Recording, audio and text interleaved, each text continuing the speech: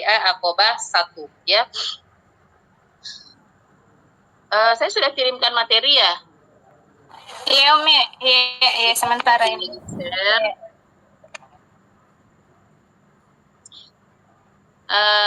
Makna bai'ah. Makna bai'ah menurut Ibnu Khaldun itu adalah berjanji untuk taat. Seseorang berjanji setia kepada pemimpinnya dan menyerahkan pandangan kepadanya dalam permasalahan dirinya dan kaum muslimin. Tidak menyalahinya dalam urusan apapun, serta mentaatinya dalam hal-hal yang disanggupi baik dalam keadaan lapang maupun sempit. Bai'ah ya, bai'ah pada dasarnya ini dilakukan oleh pemimpin umat Islam. Tetapi karena sekarang di zaman sekarang ada khilafah ya, belum ada khilafah, tapi Allah akan ada khilafah dan insya Allah bai'ah ini akan kita lakukan kembali. Tetapi khususnya kita di Hidayatullah itu sering ada bai'ah kecil. Bai'ah kecil ketika apa? Seperti setelah daurah kita adakan ikrar ya.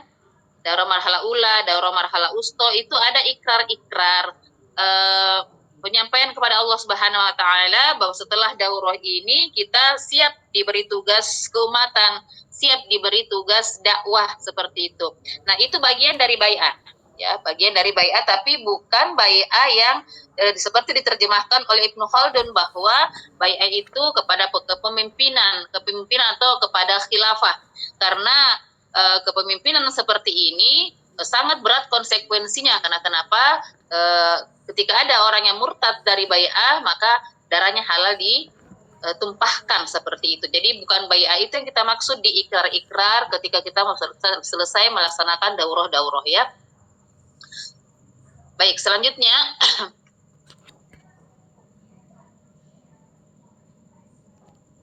timeline periode Mekah. Nah, sekarang kita berada di persiapan hijrah. Dakwah Syria sudah kita selesaikan dari usia 40 sampai 42 tahun usia Rasulullah atau 1 sampai 3 nubuah. Ya, jadi saya ulang bahwa kita menghitung nubuah itu mulai 40 tahun Rasulullah saat pertama kali menerima wahyu, ya. Jadi usia Rasulullah 40 berarti 1 nubuah. 42 berarti 41 berarti 2 nubuah, 42 berarti 3 nubuah, hitungnya seperti itu. Jadi 40 sampai 42 atau 1 sampai 3 nubuah itu ada dalam dakwah Syria. Apa saja yang terjadi di dakwah Syria itu sudah kita pelajari. Kemudian di usia Rasulullah 43 tahun sampai 49 tahun. Jadi ini rentangnya agak panjang ya. 24 ada 7 tahun di sini ya, 7 tahun. Karena kan di Mekah Rasulullah itu 13 tahun ya masa persiapan ya, masa pembebanan. 7 tahun di dakwah jahriyah atau dakwah terang-terangan di usia 43 sampai 49 atau di 4 sampai 10 kenabian. Nah, sekarang di 50 sampai 53 ya, di 3 tahun terakhir di Mekah atau 11 sampai 13 kenabian itu persiapan hijrah. Nah, yang akan kita bahas hari ini adalah di 50 tahun usia Rasulullah. Jadi, peristiwa apa di usia 50 tahun? Yaitu peristiwa Bai'ah Aqobah 1 ya. Kalau saya tanya lagi, peristiwa apa yang terjadi di usia 46, 47, 48? Ayo Ibu, peristiwa apa? Dakwah jahriyah. 7 sampai 9 kenabian. Peristiwa apa? Pemboikotan. Ya, pemboikotan ya. Peristiwa apa yang terjadi di 49 tahun atau 10 nubuah? Tahun berduka cita. Iya, dan Isra Mi'raj ya. Jadi seperti itu. Jadi ketika disebutkan tahunnya kita tahu peristiwa apa yang dilalui oleh Rasulullah di usia itu. Apa yang dia lalui dalam hidupnya. Itu yang maksud dengan kita belajar sirah secara kronologis. Tahapan-tahapan kehidupan Rasulullah itu kita tahu persis apa yang terjadi di situ ya. Nah, sekarang kita akan masuki usia 50 tahun atau 11 kenabian atau 11 nubuah. Oke, kronologis peristiwa periode Mekah ini secara keseluruhan ya. Kronologi peristiwa periode Mekah sampai persiapan hijrah ya.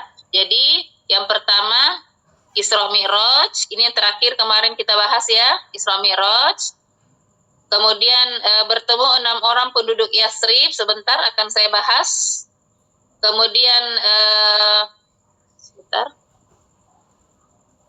Kemudian menikah dengan Saudah dan Aisyah, ini sudah ya, sudah saya bahas. Bertemu dengan orang penduduk Yathrib juga sudah.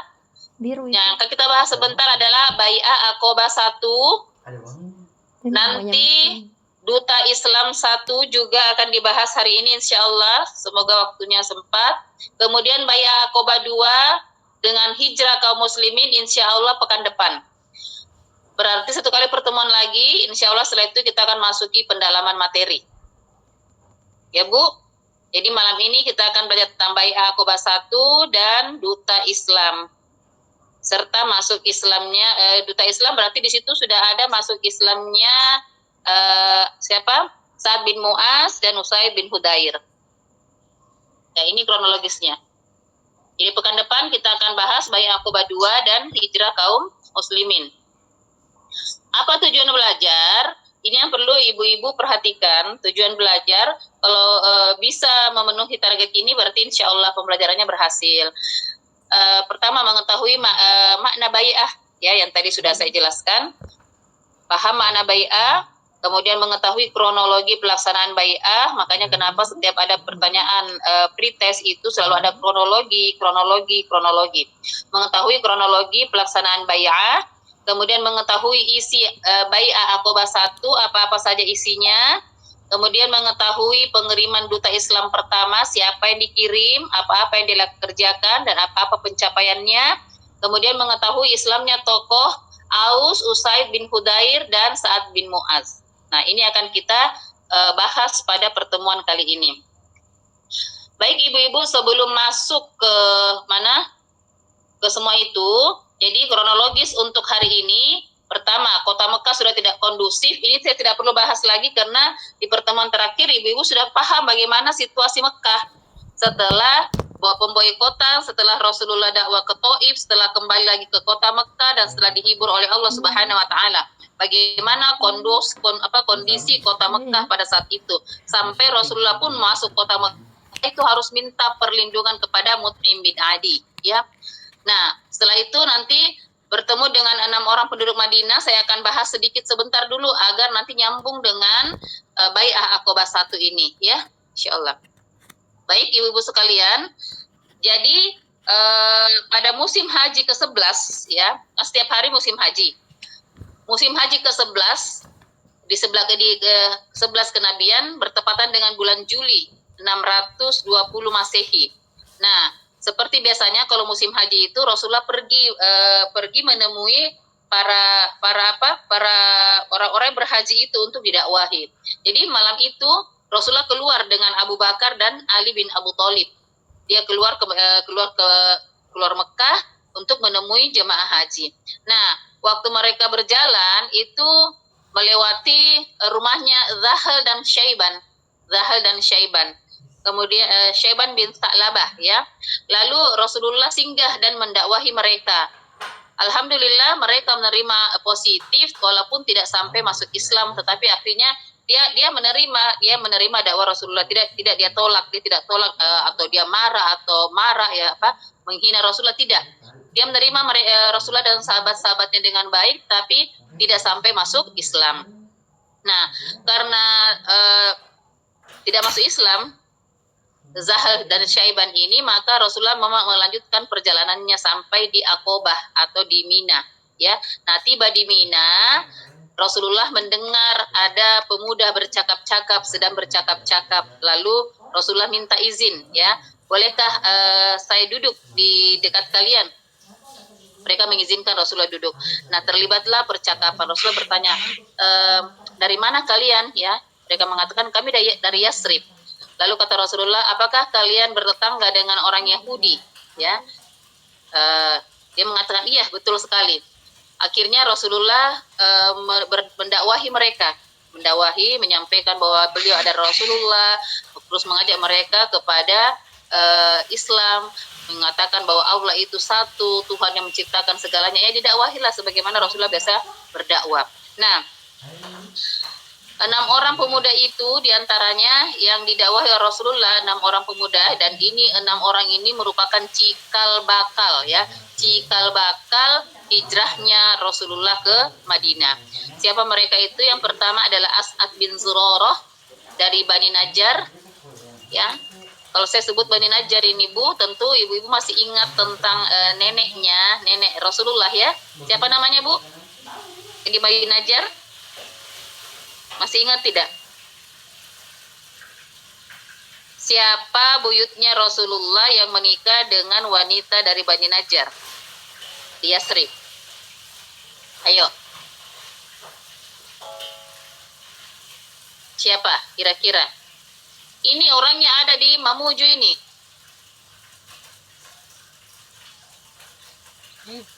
Tidak ada ingat lagi namanya? Istrinya Hashim. Tapi kalau di Mamuju, Bu, dia nama suaminya Ustaz Naim. Oh, Salma. Ya, sama. Jadi kalau kita menghafal nama-nama itu dikaitkan dengan yang terdekat dengan memori kita, biar tidak mudah hilang, ya. Namanya Salma, ya. Jadi Salma ini wanita dari Bani Najjar. Jadi Rasulullah dan Bani Najjar itu ada ikatan kekeluargaan. Masih ingat kan waktu dia diajak oleh ibunya pergi berziarah ke makamnya. Nah, oleh paman-pamannya Rasulullah di Bani Najjar, ya diajari diajari main layang-layang, diajari berenang, ya. Sama pamannya di Bani Najjar. Nah, ada Asad bin Zurarah dari Bani Najjar, kemudian ada Auf bin Al-Harith, sama dari Bani Najjar juga. Kemudian ada Rafi bin Malik dari Bani Zuraik. Ada Kutbah bin Amir dari Bani Salamah. Ya, Kutbah bin Amir dari Bani Salamah. Kemudian ada Uqbah bin Amr, tadi Kutbah. Ini Uqbah bin Amr dari Bani Ka'ab. Kemudian ada Jubair bin Abdullah. Jubair bin Abdullah. Nah, 6 orang ini ketika setelah Rasulullah mendakwahi mereka saling berbisik-bisik, ya. Mereka bisik-bisik satu sama lainnya. Mereka mengatakan begini, coba perhatikan, bukankah dia ini laki-laki yang sering diceritakan oleh orang-orang Yahudi Bani Koinuko? Jadi dia di ada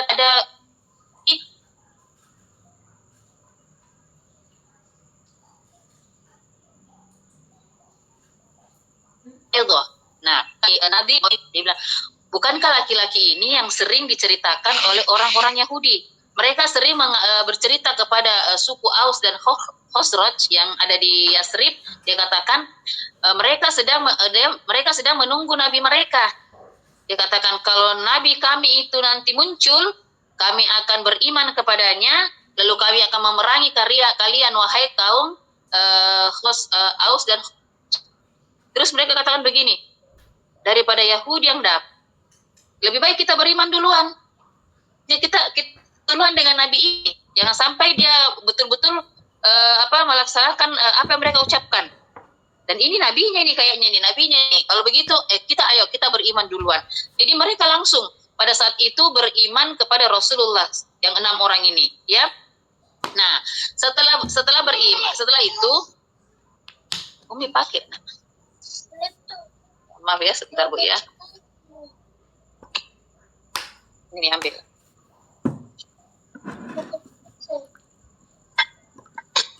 Nih.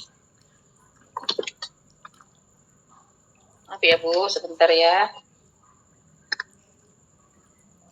Nah, setelah mereka masuk Islam, mereka pulang ke Yasrib, ya, dulu Yasrib sebelum Rasulullah hijrah ke Madinah.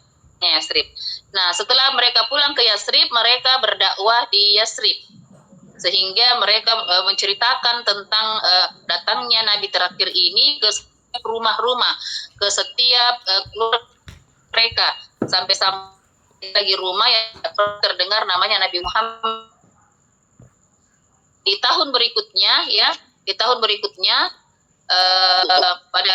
pada tahun 12 kenabian atau Juli 621 Masehi, itu jumlahnya menjadi 12 orang ya. Jadi tadi Masya Allah 6 orang menjadi 12, berarti bertambah 6 orang dari dakwah mereka setahun itu, yang 6 orang ini.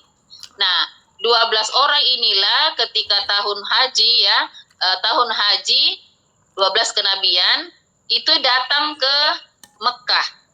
Mereka datang ke Mekah 12 orang, 5 diantaranya yang 6 orang tadi ini. Tadi kan 6 orang ya. Kemudian masuk 7 orang, jadi 12 orang mereka ke Mekah waktu itu. 5 orang ikut minus Jabir bin Abdullah. Nah, jadi Jabir bin Abdullah tidak ikut waktu musim haji tahun ke-12. Jadi 5 orang saja yang pergi, ditambah dengan 7 orang yang baru. Ya, gitu ya maksudnya Bu ya. Nah, siapa 7 orang yang baru itu? Diantaranya ada Mu'az bin Al-Harith. Ya, jadi ada 5 orang suku Khosraj, ada 2 suku Aus.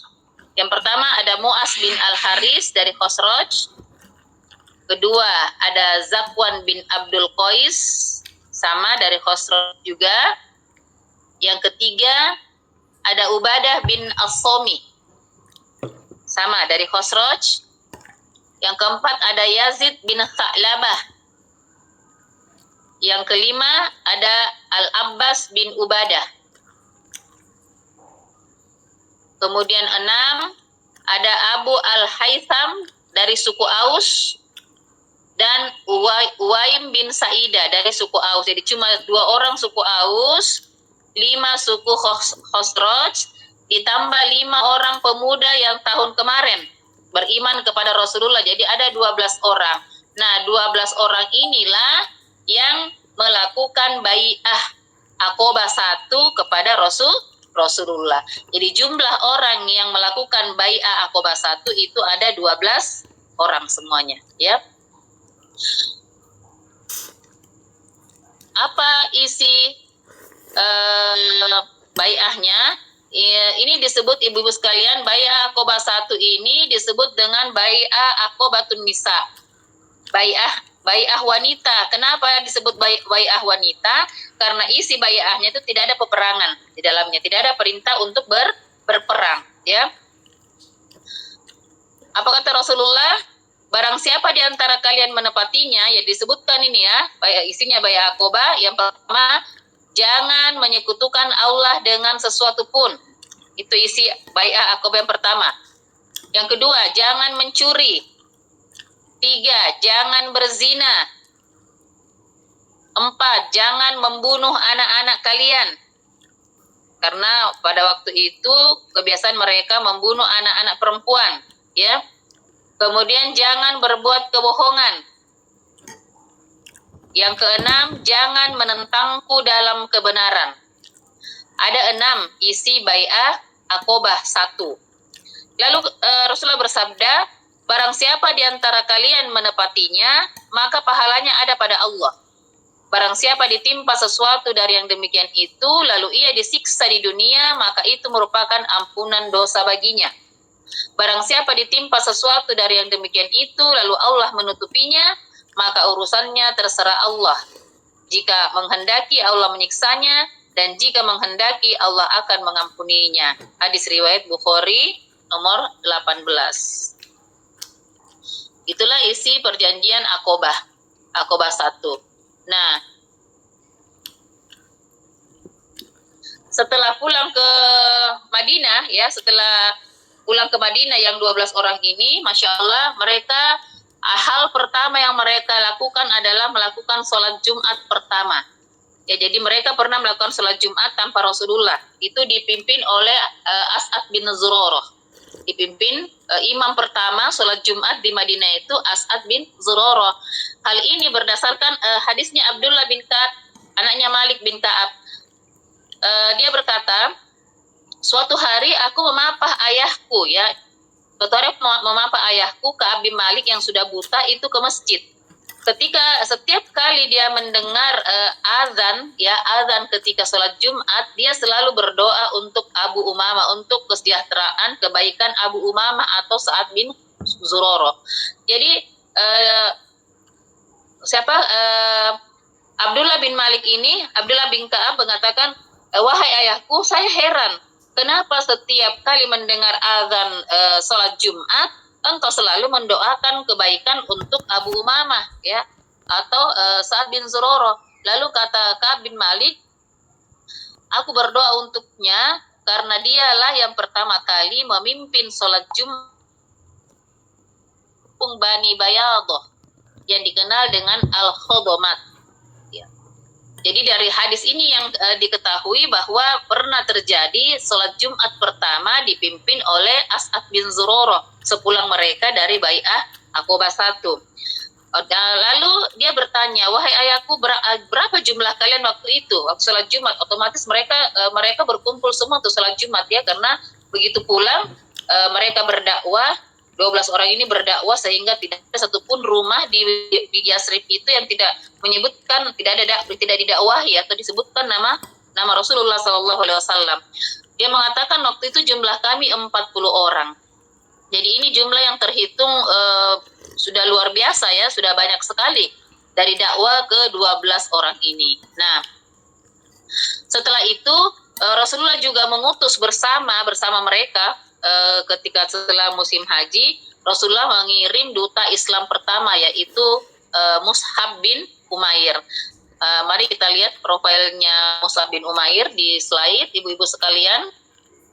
Sepertinya saya pernah menjelaskan sedikit tentang Mus'ab bin Umair. Dia ini anak muda, ya, pemuda yang kaya sekali di Mekah, dimanja oleh orang tuanya sampai dikatakan dia laki-laki tertampan. Kemudian wajahnya ini Mus'ab bin Umair mirip sekali dengan Rasulullah SAW, baik dari wajahnya, perawakannya itu mirip sekali dengan Rasulullah.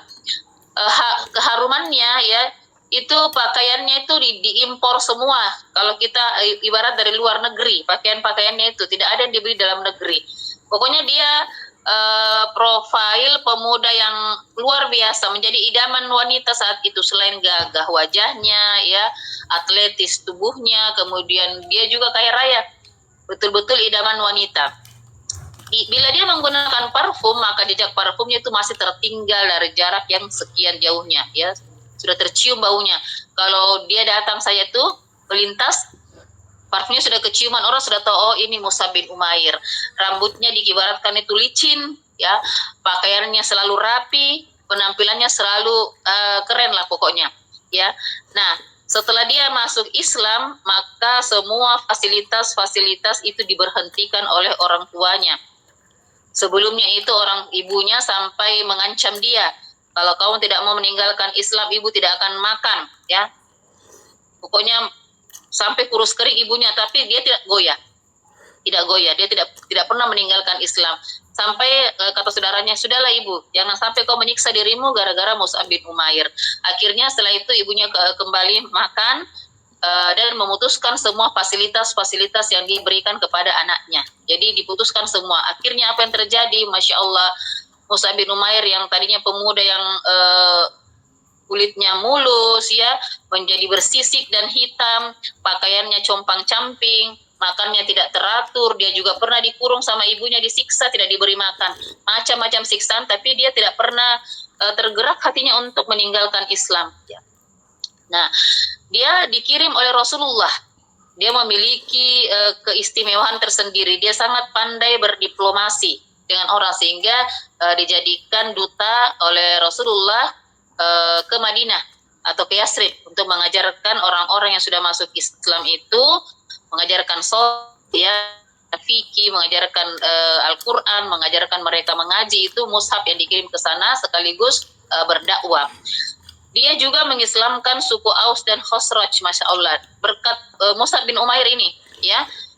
Kemudian tidak ada lagi rumah di kalangan Ansor kecuali di dalamnya terdapat pria atau wanita muslimah, ya.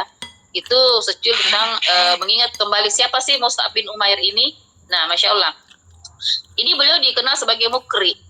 Mukri itu kenapa? Bacaannya sangat indah, ya. Bacaannya sangat indah. Sehingga orang-orang ketika mendengar bacaannya Mus'ab bin Umair itu sampai terhipnotis, ya, terpukau. Jadi ketika sampai di Yasrib, awalnya beliau pindah dari satu rumah ke rumah yang lain untuk berdakwah. Lama-lama beliau menetap di rumahnya Sa'ad bin Zurarah, ya. Masih ingat kan Bu, tadi Sa'ad bin Zurarah adalah 6 orang, salah satu di antara 6 orang pemuda yang pertama masuk Islam dari kalangan Ansor. Nah, orang-orang yang masuk Islam melalui Mus'ab bin Umair ini adalah Sa'ad bin Mu'az dan Usaid bin Hudair. Tapi perlu tahu bahwa Sa'ad bin Mu'az dan Usaid bin Hudair ini adalah dua pemimpin Bani Ash'al, ya. Jadi ketika dua orang pemimpinnya ini masuk, otomatis semua itu sukunya masuk, ya. Dan itu mereka salah satu suku besar di Yasrib waktu itu, dan dua-duanya masuk melalui perantara Mus'ab bin Umair. Nah, setelah keduanya masuk Islam, maka masuk Islam semua Bani Ash'al kecuali Husairim. Kalau ibu nanti dapatkan kata Husairim atau Amr bin Sabit atau Al-Asram, itu sama orangnya.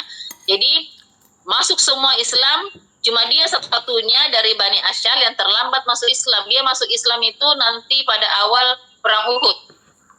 Jadi awal perang Uhud dia masuk Islam, terus langsung masuk berperang, diterima Islamnya oleh Rasulullah, langsung ikut perang Uhud, langsung meninggal. Jadi dia satu-satunya orang yang masuk Islam belum pernah sholat, tapi diterima Islamnya dan masuk surga. Karena dia dicatat sebagai orang yang mati syahid di perang Uhud. Padahal belum pernah satu kali pun dia sholat, karena dia masuk Islam pas mau perang Uhud itu. Pada saat mau berperang, tiba-tiba dia terbunuh di medan perang. Jadi dia mati syahid dan tidak pernah melakukan sholat satu kali pun. Siapa tadi Bu? Husairim atau Amr bin Sabit atau yang dikenal dengan Al-Asram. Nah, bagaimana kisah masuk Islamnya Sa'ad bin Mu'az dan Usaid bin Hudair? Ya, itu disebutkan kisahnya oleh Ibnu Ishaq.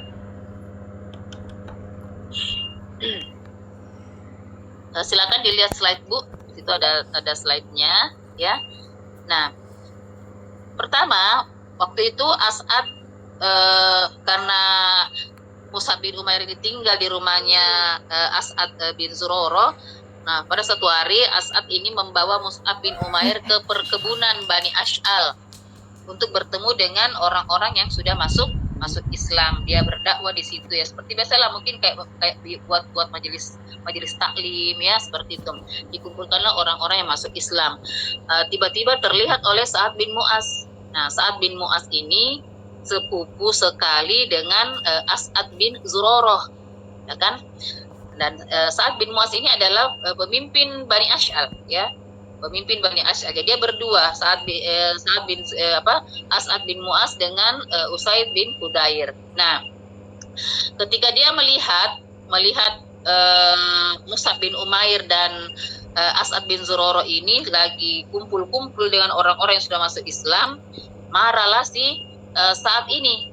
Lalu dia menemui Usaid bin Hudair. Dia katakan seperti ini, "Wahai Usaid bin Hudair, saya melihat mereka melakukan ini. Tolong kamu ke sana, halangi mereka, larang mereka membodoh-bodohi kaum kita, dan mereka menghasut, ya, mengajak-ajak mereka kepada agama yang baru, ya, yang kita tidak kenal. Tolong kau ke sana, karena saya ini tidak enak. Soalnya saya ini si As'ad bin Zurarah itu adalah sepupu saya, anak paman saya. Tidak enak, saya sepupunya. Masa saya sepupu terus mau memarahi dia, ya. Jadi tolong Usaid kamu yang ke sana." Jadi akhirnya Usaid menemui mereka, ya. Dia datang menemui As'ad bin Zurarah dan Mus'ab bin Umair dengan wajah yang terang, dengan tombak di tangan. Jadi sudah siap perang ini ceritanya. Nah, waktu dia datang, As'ad bin Zurarah ini berbisik kepada Mus'ab bin Umair, "Wahai Mus'ab bin Umair, telah datang pemimpin Bani Ash'al. Maka luruskan niatmu dalam mendakwahinya. Kalau kau berhasil mendakwahi dia, maka seluruh kaumnya akan masuk Islam, ya." Lalu kata si Mus'ab, "Jika ia ingin duduk sebentar saja mendengarkan aku, maka aku akan mendakwahinya." Nah, Begitu Usaid datang, ya, dia katakan, apa yang kalian lakukan di sini? Kalian mencoba mempengaruhi kaum kami. Pergi kalian dari sini. Jadi dia ceritanya dia usir Mus'ab bin Umair. Tapi Mus'ab bin Umair ini menghadapinya dengan tenang, ya, tenang sekali. Dia tersenyum, lalu dia katakan apa?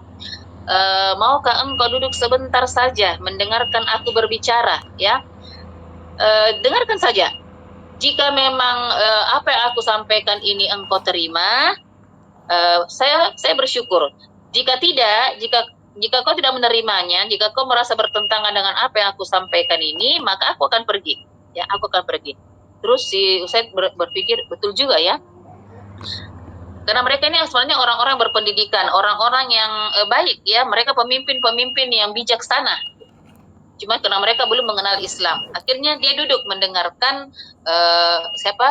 Mus'ab bin Umair ini mendakwahinya, menjelaskan tentang Islam, menjelaskan tentang Rasulullah, menjelaskan tentang bagaimana Islam ini membawa kebaikan-kebaikan, melarang berjudi, melarang minum khamar, melarang melindungi wanita, dan terus dijelaskan semua tentang agama Islam.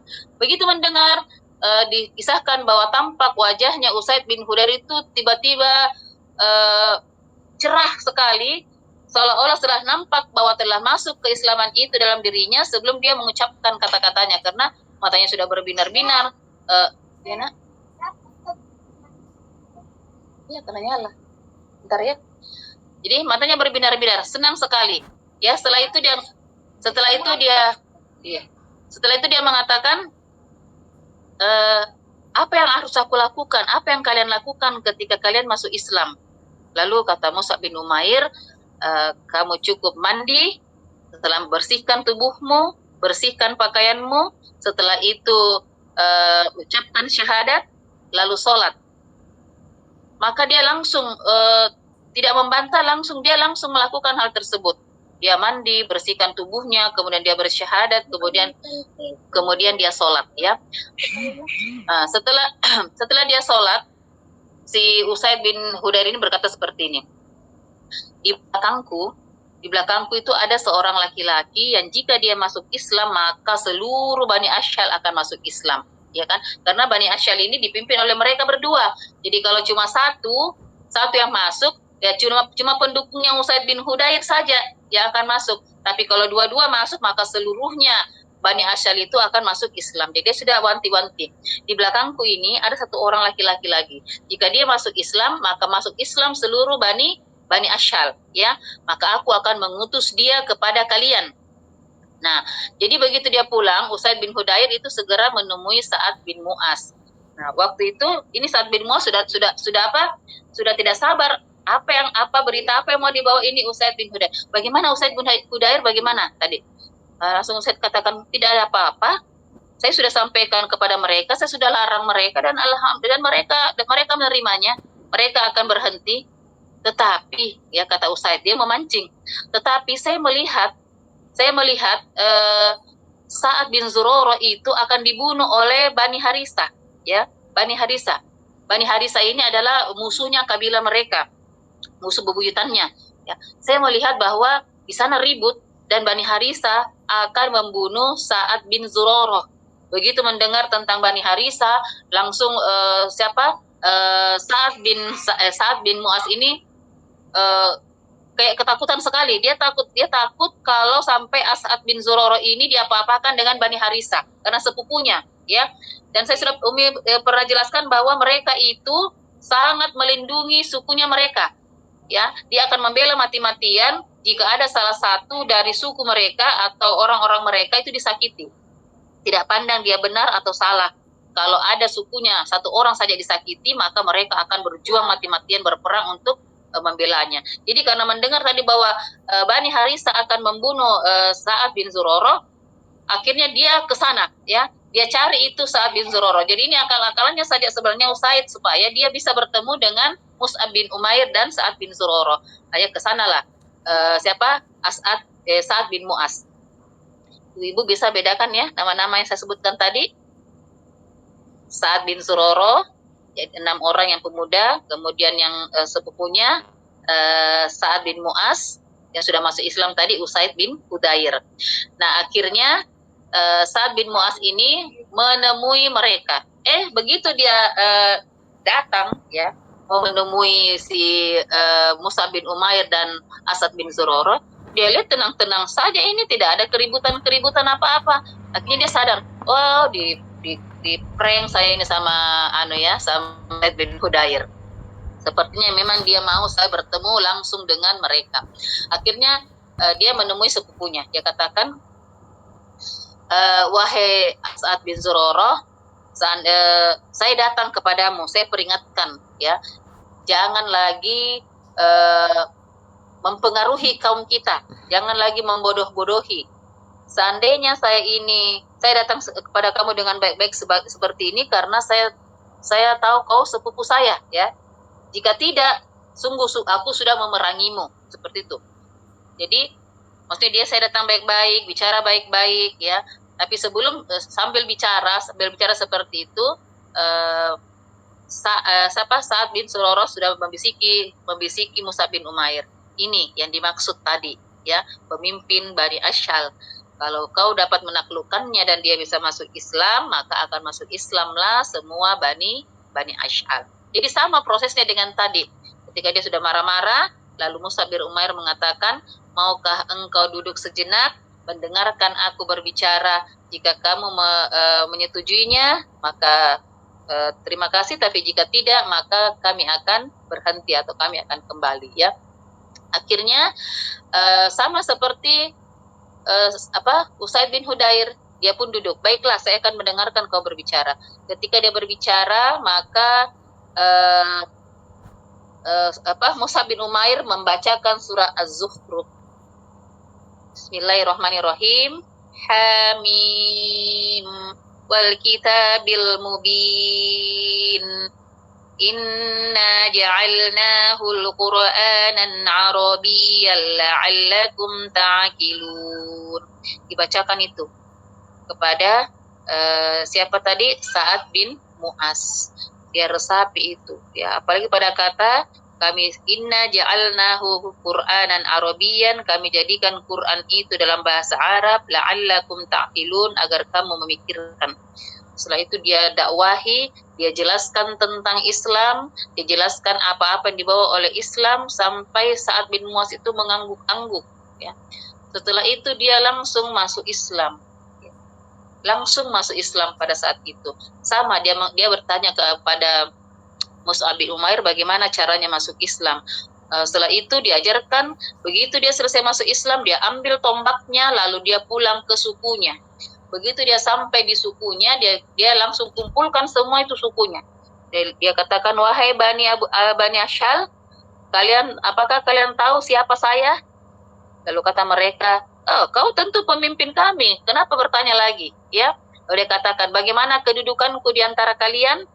Dia katakan, kamu pemimpin kami mendengarkan kamu lebih utama dari kami. Disebutkan semua. Lalu apa kata si Sa'ad bin Mu'az? Baik, kalau begitu mulai detik ini, hari ini saya haramkan kalian berbicara denganku kecuali kalian masuk Islam. Wih, tidak ada lagi bantah-bantah. Semua kaumnya langsung bersyahadat pada waktu itu masuk Islam, kecuali yang tadi saya sebutkan satu ya, kecuali Al-Asram.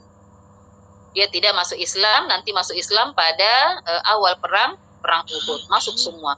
Masya Allah, ibu-ibu yang berbahagia, Sa'ad bin Mu'az ini masuk Islam itu cuma 6 tahun, ya, cuma 6 tahun. Tetapi kata Rasulullah, ya, ketika dia meninggal, Arasy itu bergetar. Arasy bergetar.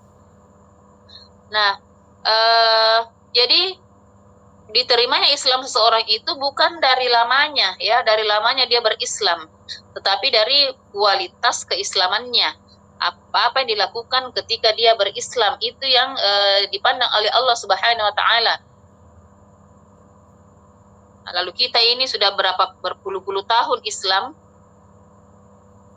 Berpuluh-puluh tahun Islam, tetapi belum tentu kita bisa menggetarkan arasy ketika kita meninggal dunia. Masya Allah, ya.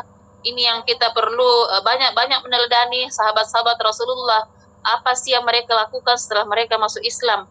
Bisa-bisanya itu cuma 6 tahun, meninggal, arasy bergetar. Masya Allah. Uh, Kenapa begitu mudahnya itu kaum Ansor masuk Islam? Tidak semudah orang-orang di Mekah, ya. Orang-orang di Mekah, Masya Allah, kenapa sampai umat Islam itu harus hijrah ke Habasyah 1, 2, kemudian nanti Rasulullah pun ikut berhijrah, saking tidak bisanya Islam itu mereka terima dengan baik. Tapi ini ya Allah, kaum Ansor 6 orang satu kali dakwah Rasulullah masuk Islam. Sudah itu mereka yang 12 orang berbaiat, pulang lagi mengislamkan. Ini nanti di Bai'ah Aqabah kedua itu sudah sekitar 70-an orang, ya. Bayangkan dari 12 menjadi 17 dalam jangka waktu menjadi 70, sekitar 70-an dalam rentang waktu cuma setahun. Berarti betul-betul mereka itu mereka itu betul-betul dakwanya giat sekali, ya, Masya Allah. Kata ulama ada beberapa hal yang menyebabkan kaum Ansor itu mudah masuk Islam. Yang pertama, tabiat mereka memang lembut, hatinya itu lembut, ya, lembut. Rasulullah bersabda, telah datang kepada kalian ahlul Yaman. Kenapa dikatakan ahlul Yaman? Karena orang-orang Ansor itu adalah orang-orang yang berhijrah dari Yaman, ya, yang hati mereka sangat lembut. Di Yaman pernah diserang, kemudian berpencar orang-orangnya, termasuk orang-orang Yahudi. Jadi anggaplah itu di Madinah itu tidak ada penduduk asli, yang penduduk asli karena mereka orang pendatang, begitupun Yahudi, baik Bani Koinuko, Bani Nadir dan Bani Quraizo, itu pendatang semua, ya, yang berhijrah ke sana karena di Yaman mereka tidak mendapatkan perlindungan lagi, ya. Jadi hati mereka sangat lembut. Yang kedua, mereka itu sudah perang saudara. Jadi Aus dan Khosroj ini dari satu keturunan neneknya itu Bani Koila, tapi berperang terus karena berperang saudara selama 250 tahun. Jadi mereka itu sudah mumek sekali dengan perang. Sudah sudah lelah dengan peperangan itu 250 tahun itu 2 abad lebih, 2 abad setengah itu bukan kurun yang singkat, ya. Jadi dengan kedatangan Rasulullah waktu bertemu dengan 6 orang itu kan dia memang sudah menyampaikan kepada Rasulullah, jika kamu bisa mendamaikan kami antara Aus dan Khosroj, sungguh kami akan jadikan engkau pemimpin kami, ya. Jadi karena kelelahan itu mereka begitu cepat menerima Islam ini dengan harapan Islam bisa menyatukan mereka, dan memang seperti itu kenyataannya. Yang ketiga, mereka juga sudah sering mendengar tentang kenabian ini dari mulut orang-orang Yahudi, ya. Bahkan mereka juga sudah sesumbar mengatakan bahwa nanti kalau datang Nabi terakhir, maka kami akan beriman kepadanya dan kami akan memerangi kalian, wahai suku Khosroj dan Aus. Kemudian yang keempat, di kaum Ansor itu tidak ada lagi senior, ya. Tidak seperti di Mekah, wah Abu Jahal itu senior-senior semua, Abu Jahal, Abu Lahab, ya, Abu Sufyan. Itu senior-seniornya semua Rasulullah, kakek-kakek nenek-neneknya, ya. Jadi tidak mudah menerima dakwah dari anak-anak muda seperti Rasulullah. Tapi yang ini tidak ada senior. Kenapa? Karena pembesar-pembesar mereka itu sudah habis terbunuh di Perang Buas. Di Perang Buas itu ya perang saudara selama 250 tahun itu. Jadi senior-seniornya terbunuh. Jadi yang ada itu pemimpin-pemimpin sekarang itu adalah pemimpin muda semua, ya, rejuvenasi mereka. Nah, karena tidak ada yang senior lagi, jadi mereka mudah menerima pembaharuan, tidak jumut, ya. Biasanya yang jumut itu orang-orang tua yang kolot sekali, tidak bisa menerima hal-hal yang baru. Nah, ini 4 diantara kenapa kaum Ansor itu sangat mudah menerima Islam menurut para ulama. Baik, jadi seperti itu ibu-ibu sekalian, kronologis masuk Islamnya Usaid bin Hudair dan Sa'ad bin Mu'az. Baik, kita masuk ke ini sudah, ya, kronologis sudah. Hikmahnya, hikmah pengutusan Mushab telah berhasil memberikan pencerahan bagi pengajaran agama baru. Jadi ini nanti hikmah bisa dibaca sendiri. Nanti bisa di-share di grup, hikmah-hikmahnya bisa dibaca. Karena waktunya sudah habis, kita pakai saja, manfaatkan untuk tanya jawab. Insya Allah pekan depan kita akan masuk ke Bai'ah Aqabah 2. ya Bai'ah Aqabah 2 dan hijrah Rasulullah ke Madinah. Mudah-mudahan waktunya cukup pekan depan. Baik, saya kira itu Ibu sekalian. Mudah-mudahan tadi dipahami kronologisnya dari jadi kesimpulannya dari 6 orang yang beriman kepada Rasulullah di tahun 11 kenabian pulang, kemudian tahun berikutnya membawa 12 orang ya untuk berbai'ah. Sepulangnya mereka melaksanakan sholat Jumat yang pertama dipimpin oleh As'ad bin Zurarah. Kemudian Rasulullah mengirim Mus'ab bin Umair sebagai duta Islam pertama dari Mus'ab bin Umair. Dia mengislamkan Sa'ad bin Mu'az dan Usaid bin Hudair, dua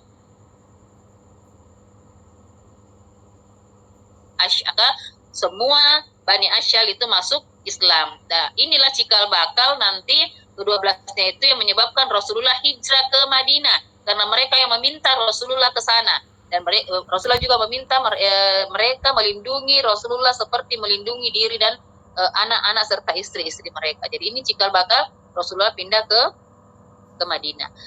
Saya kira seperti itu. Terima kasih. Hadanallahu wa ijma'in. Assalamualaikum warahmatullahi wabarakatuh.